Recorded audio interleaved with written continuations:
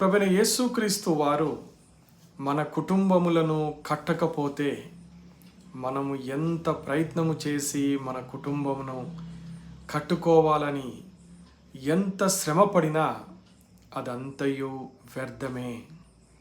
మన ప్రభువైన యేసుక్రీస్తు వారు మన గృహములను, కుటుంబములను, మన పిల్లలను ఈ లోకములో మనవి అనుకునే ప్రతి దానిని ఆయన తన కంచె వేసి కాపాడకపోతే మనము ఎంతమంది కావలి వారిని పెట్టుకొని ఎంత శ్రమ పడినా అదంతయు వ్యర్థమే.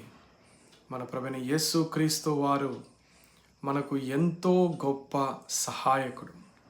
కష్టకాలములో, శ్రమ దినములలో నమ్ముకొనదగిన మహా గొప్ప సహాయకుడే మన యేసుక్రీస్తు ప్రభువారు.